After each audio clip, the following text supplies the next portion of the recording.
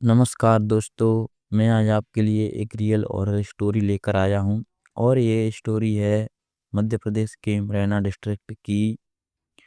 ये स्टोरी है 4 दोस्तों की जो बाहर पढ़ते थे। अब उनकी कॉलेज लाइफ चल रही थी और उन दोस्तों की बहुत ही इच्छा थी कि हम कहीं गाँव में एडवेंचर करने के लिए जाएँ। तो अब उनकी कॉलेज भी खत्म हो गई थी। तो अब उनमें से कोई भी नहीं था जो गाँव से बिलॉन्ग करता था, सिर्फ एक लड़का था रमन जो गाँव से बिलॉन्ग करता था। तो ये सब उसी के गाँव जाने का फैसला करते हैं कि चलो उसी के गाँव जाकर एडवेंचर करेंगे। अब इसके गाँव जाते हैं, रमन के गाँव। वहाँ जाकर देखते हैं कि रमन की तो बहुत बड़ी हवेली है और फिर वहाँ जाकर रमन के साथ रहने लगते हैं।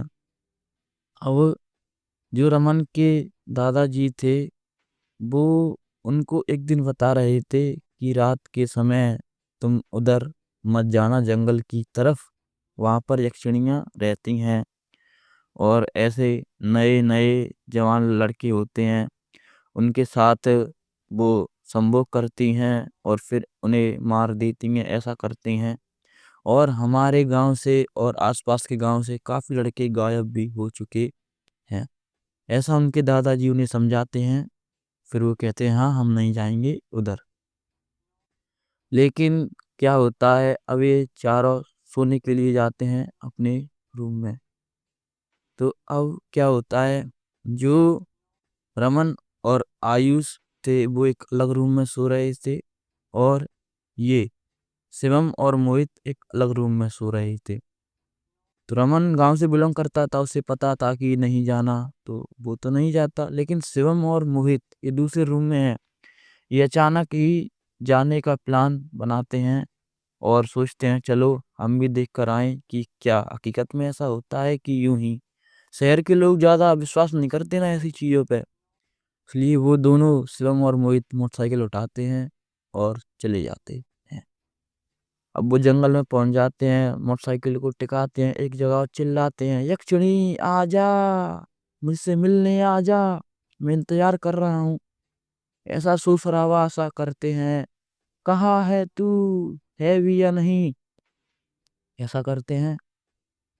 अचानक से क्या होता है, जो शिवम है वो हद ही पार कर देता है और एक पेड़ था वहाँ पीपल का बहुत मोटा चौड़ा, उस पर ये सुसु कर देता है उस पेड़ पर।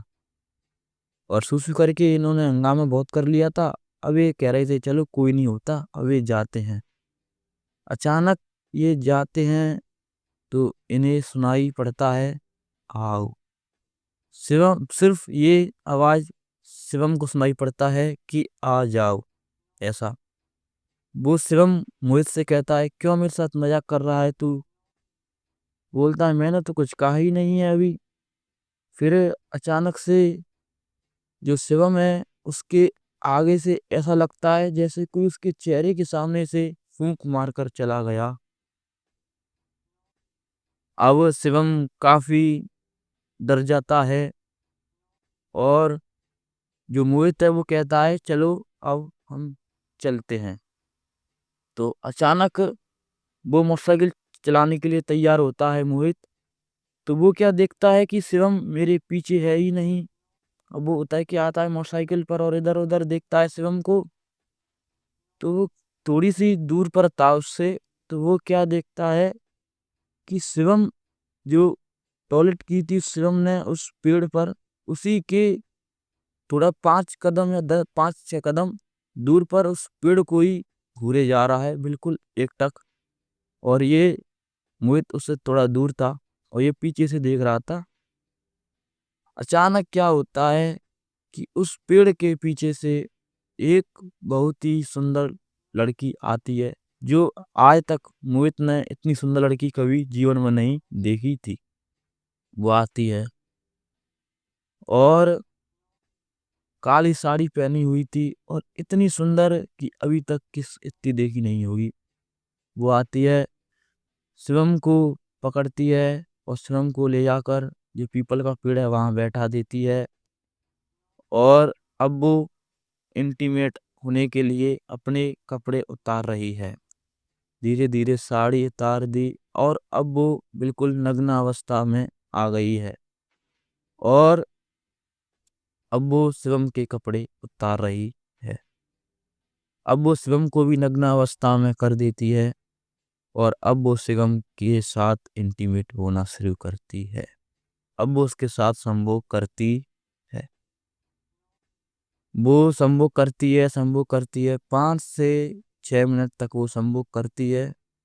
अब जो मोहित दूर से देख रहा है वो कुछ कर भी नहीं सकता जा करके कि कुछ कर दे, क्योंकि उसे पता है कि यक्षिणी में तो बहुत ताकत होती है। अब जो मोहित है वो दूर बैठा है, लेकिन वो कुछ कर भी नहीं सकता क्योंकि उसे पता है कि जो स्वयं के साथ हो रहा है वो मेरे साथ भी होएगा। इसलिए वो वहीं बैठा रहता है और सिर्फ एक काम करता है, कैमरा ऑन कर देता है। पर्सनल पर्पस के लिए नहीं करता, फिर पता भी नहीं है, लेकिन वो कैमरा ऑन कर लेता है ताकि वो सबको प्रूफ दे सके कि ऐसा होता है। अब अचानक क्या होता है, जो वो तीजकशुनी वो उसके साथ संभोग कर लेती है। अचानक से वो उसकी किस ऐसे होठों वाली किस लेती है और बहुत भयंकर वाली किस थी। और किस लेते लेते क्या देखता है मोहित कि उस किस लेके उठी है तो उसके होठ ही नहीं है, बिल्कुल भी होठ नहीं है। अब धीरे धीरे उसने होठ खा लिए और अब वो उसकी नाक को भी खा लेती है। यक्षिणी ने शिवम के होठ और नाक खा लिए हैं। अब मोहित ये सब देखकर उससे रुका नहीं गया और वो एक पत्थर उठाकर यक्षिणी में दे मारता है। अब यक्षिणी उसकी तरफ देखती है तो अब जो यक्षिणी उस समय सबसे सुंदर अप्सरा की तरह दिख रही थी, लेकिन अब वो ऐसी दिख रही है कि उससे डरावनी कोई लड़की इस धरती पर नहीं होगी। बहुत बड़ी बड़ी आंखें, आधा चेहरा तो आंखों से ढका हुआ है और होठों की स्माइल ये बिल्कुल कलमों तक ऐसे अपने बाल है वहां तक जाती है, एकदम डरावनी वाली और बहुत ही भयंकर डरावनी लग रही थी। अब वो बिल्कुल एकटक मोहित को देखे जा रही थी। अब मोहित 2 या 4 सेकंड उससे नजर मिलाता है, लेकिन मोहित समझ जाता है कि अगर मैंने इससे ज्यादा देर तक नजर मिलाई तो मुझे भी ये इंटीमेट होने पर मजबूर कर देगी और मुझे अपने बस में कर लेगी। इसलिए वो कुछ नहीं देखता और सीधा भागता है। अब वो मोटरसाइकिल से भी नहीं भाग रहा, इतना डरा हुआ है कि मोटरसाइकिल को वहीं छोड़कर सीधा भागता है और भागते हुए जाता है। जाकर के रमन और आयुष को भी सारी बातें बताता है कि ऐसा ऐसा हुआ है और उसने शिवम के ओट और ऐसे सब कुछ कर दिया, उसके साथ इंटीमेट सब कुछ बताकर वो भी इसके साथ आ जाते हैं। और मोटरसाइकिल वहीं रह गई है, मैं नहीं ला पाया। अब उसके साथ आते हैं मोटरसाइकिल से। अब वो क्या देखते हैं, जो मोटरसाइकिल थी उसका तो बिल्कुल कबाड़ा सा बन चुका है, उसकी टंकी को फोड़ दिया है और उसका इंजन नहीं है और उसका हैंडल बिल्कुल उल्टा, मतलब उसकी बिल्कुल बुरी दुर्दशा कर दी है। जैसे ऐसा लग रहा है 10 बाउंसरों ने उसको हथौड़े से बुरी तरह तोड़ा हो गाड़ी को, ऐसा लग रहा है। अब वो तीनों दोस्त जाते हैं, खूब हवाएं लगाते हैं, उस पेड़ के पास भी जाते हैं, लेकिन उन्हें कोई भी सुराग नहीं मिलता और वो देखकर लौट आते हैं। और वो अब सारी बातें अपने दादाजी को बताते हैं कि ऐसा ऐसा हुआ है उसके साथ, हमारे दोस्त के साथ, और हमें उसे ढूंढना है। तो वो दादाजी कहते हैं कि एक झोपड़ी है, वो गांव से बाहर बनी हुई है और उसमें एक बाबा रहता है। पहले वो बाबा गांव में ही रहता था, लेकिन वो बाबा अब गांव से निकाल दिया है। हाँ, और उस बाबा के पास बहुत सारी तंत्र विद्या है और बहुत ज्यादा ज्ञानी है वो बाबा, ऐसा कहते हैं। और वो वहां से चले जाते हैं। उनके दादाजी उन्हें ये सब सारी बातें बता देते हैं। अब वो सीधे मोटरसाइकिल उठाते हैं और उस बाबा के पास जाते हैं।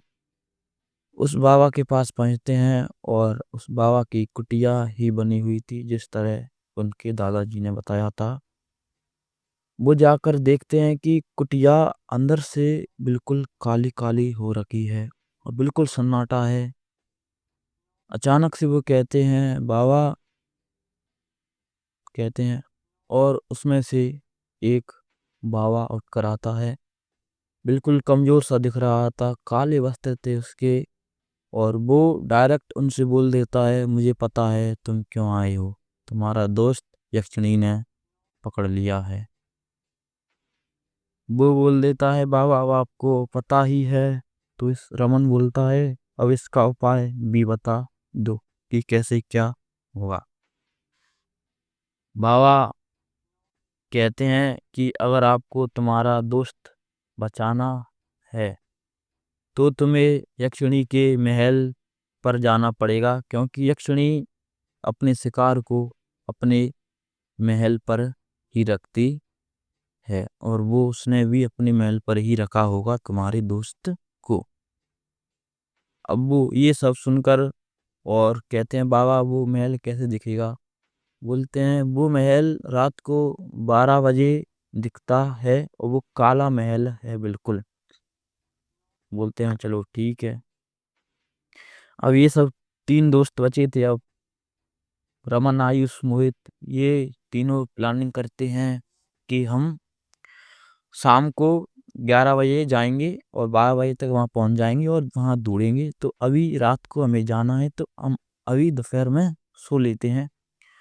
अब वो दोपहर में सो जाते हैं।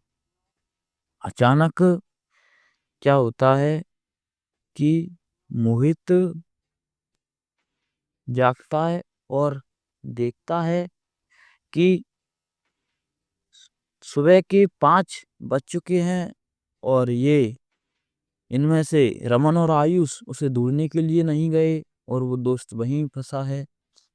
अब वो चिल्ला रहा है कि जागो जागो जागो। वो कह रहा है रमन आयुष से जागो, रमन जागो, आयुष जागो, ऐसे कह रहा है वो, जागो जागो चिल्ला रहा है। अचानक से वो क्या देखता है कि सामने ही वो उस यक्षिणी को देखता है, बिल्कुल सुंदर स्वरूप में इस बार। और इस बार उसके साथ वो भी आया है उसका दोस्त शिवम। और वो उस कांच की खिड़की लगी हुई थी, उस खिड़की पर वो चिपके थे बिल्कुल, और उसे बुला रहे थे, आओ ना वाणी, आओ ना वाणी। वाणी का अर्थ होता है जैसे आओ ना मिलने, मतलब ऐसे कुछ इस तरीके से, आओ ना मुझसे मिलने या फिर बर, ऐसे कुछ होता। वो बोलता है आओ ना वाणी। वो उसके बस में हो जाता है और ये उधर जाने लगता है।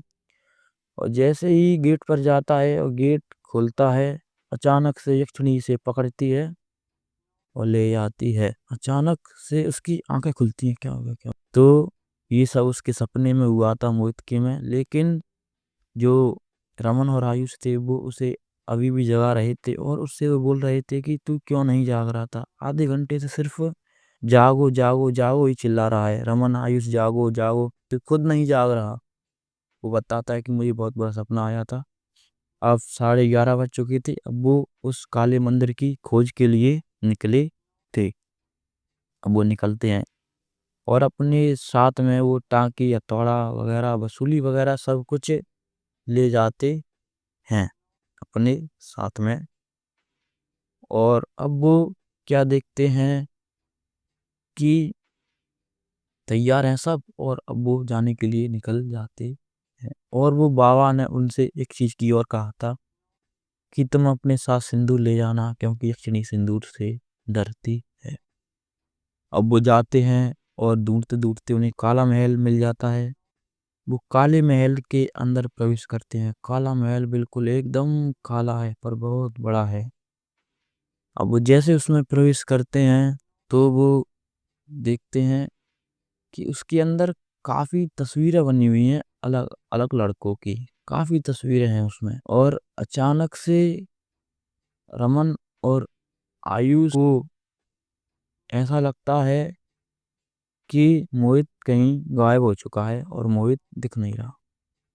वो देखते हैं कि सामने एक सीढ़ी अभी अभी बनती जा रही है ऊपर की ओर, दूसरी मंजिल की ओर सीढ़ी अभी अभी बनती जा रही हैं। तो उन सीढ़ी की तरफ वो जाता है और जो मोहित है वो उन सीढ़ी पर चढ़ रहा है और एक सीढ़ी पर जाकर के रुकता है और एक मूरत को देखते जा रहा है। वो भी जाते हैं रमन और आयुष उसके पास, मोहित के पास, और वो मोहित से कहते हैं, चिल्लाते हैं और मोहित से वो कहते हैं, जग मोहित क्या कर रहा है, ऐसा क्यों? ये 10-5 मिनट वो उसे ऐसे करते हैं लेकिन उसके कोई प्रभाव नहीं पड़ रहा। अचानक से क्या होता है कि वो उस मूर्ति की तरफ देखते हैं और वो मूर्ति किसी और की नहीं, ऐसे टाँकी से ठोक ठोक के वो मूर्ति यक्षिणी की बनी हुई।